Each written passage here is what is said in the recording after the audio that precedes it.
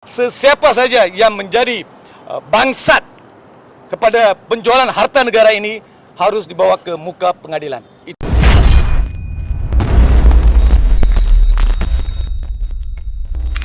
Dahulu saya terima kasih kepada para pemberita yang hadir pada hari ini. Hari ini saya telah hadir ke Balai Polis Dangwangi untuk membuat satu laporan terhadap bekas Perdana Menteri kita, Tun Mahathir dan juga Tommy Thomas.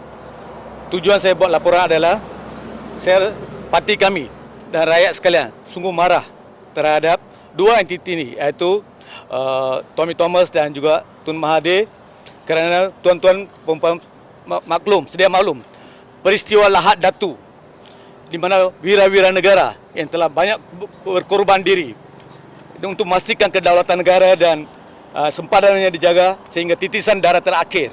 Namun selepas PRU ke-14 semuanya hancur. Seorang yang telah melemparkan tomahan diangkut menjadi Perdana Menteri, seterusnya membiarkan Pulau Batu Putih tergadai kepada Singapura. Tiada sebarang tindakan, malahan tindakan diambil terhadap untuk memberhentikan segala-galanya ni. Seorang lagi diangkat menjadi peguam negara kerana merupakan kroni kuat geng pelompor tomahan, pelempar tomahan. Cuba mengenakan jerat melalui pembicaraan hanya kerana dendam politik. Jangan kita lupa akan Alkisah peguam ini yang juga merupakan peguam yang membela seorang musuh negara, Jinping, seorang komunis yang menyebabkan ketidakstabilan selepas merdeka. Sehingga kini saya tidak faham mengapa Atok memilih Tommy Thomas sebagai peguam negara yang pada dasarnya lemah berucap dalam bahasa Melayu, yang juga merupakan seorang peguam swasta. Adakah kerajaan Malaysia yang mempunyai ratusan peguam berkaliber tidak mempunyai kelayakan ataupun untuk kelayakan menjadi peguam negara? Dan apakah muslihat Tun Mahathir yang membawa masuk Tommy? Kedua-duanya bertanggungjawab atas kehilangan aset negara yang kita bernilai berbilion ringgit. Ya, tuan-tuan dan puan-puan sedia maklum, aset subsidi Petronas kita di Azerbaijan telah pun dirampas melalui mahkamah oleh perwaris Kesultanan Sulu. Kedua-dua aset subsidi Petronas ialah Petronas Azerbaijan dan juga Petronas South Caucasus yang bernilai lebih 8.87 bilion. Kedua-dua aset ini dirampas dengan gara-gara kerana sikap sambil lewa oleh kedua bekas Perdana Menteri dan juga peguam negara. Mereka telah gagal mentadbir negara pada masa tersebut, gagal menjaga kedaulatan negara dan gagal mempertahankan maruah negara. Semua ini gagal mereka lakukan kerana kedua-dua mereka, iaitu peguam negara Tommy Thomas bekas dan juga Tun Mahathir, hanya taksub untuk balas dendam terhadap mereka yang tidak sehaluan dengan mereka. Mereka memang jijik, kedua-dua ini, entiti politik ini yang menggunakan kuasa mereka semata-mata untuk memuaskan nafsu dendam mereka sehingga maruah negara tergadai. Mereka tidak menunjukkan minat atau kesungguhan bagi memastikan isu Kesultanan Sulu ini diuruskan secara sah. Malahan mereka hanya mengambil jalan yang mudah dan hanya telah lepas tangan dan menulis surat dan memberikan keselesaan kepada waris Kesultanan tersebut. Jadi pada hari ini saya berpendapat mereka bukan entiti politik yang tidak bertanggung, adalah kedua ini bertanggungjawab kepada kehilangan aset-aset negara. Malahan pada masa pemerintahan Perdana Menteri Tun Mahathir juga banyak aset-aset khazanah negara terus tergadai dan terjual. Apa terjadi kepada semua ini?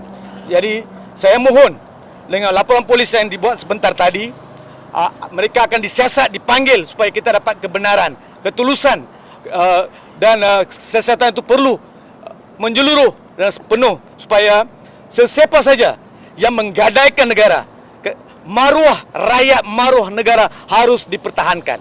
Kedua-dua mereka ini adalah dua entiti yang saya panggil penderhaka. Penderhaka kerana selama ini tentera kita, askar kita, polis, keselamatan negara, menjaga negara, tapi senang-senang mereka memperlepaskan dua-dua aset yang begitu besar kepada negara kita. Saya percaya sepatutnya mereka menggunakan kuasa yang diberikan kepada mereka untuk memastikan negara lebih selamat dan sejahtera. Namun hanya kemusnahan dari segi ekonomi, kedaulatan dan maruah dilakukan oleh mereka dua ini. Siapa yang memilih mereka? Bolehkah mereka menjawab atas kehilangan aset ini? Untuk mereka yang telah mengundi dan mengangkat entiti ini, tepuk dada dan tanya selera. Adakah ia berbaloi sekarang? Masihkah anda menyokong penderhaka-penderhaka ini?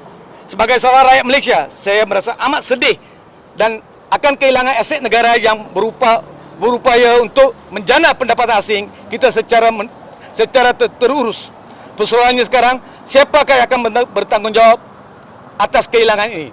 Adakah kedua-dua entiti ini akan mengambil tanggungjawab sepenuhnya dan menyatakan saya terkejut? Adakah Mahathir akan jawab saya terkejut?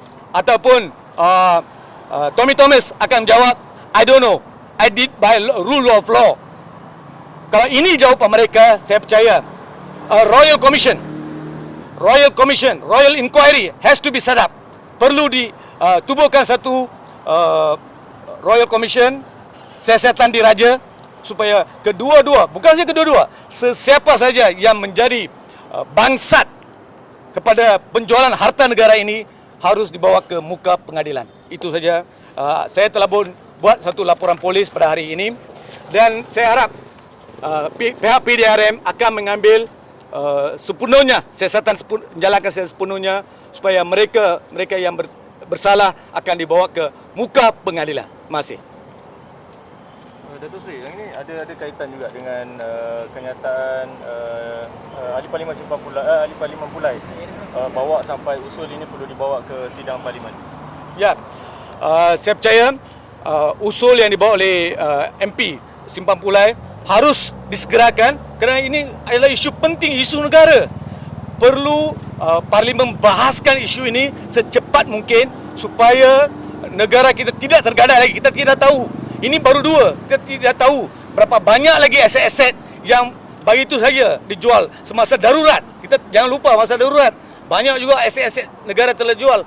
Contohnya, di dunia kita mempunyai hospital yang terbesar, hospital swasta tergadai, terjual kepada kroni mereka.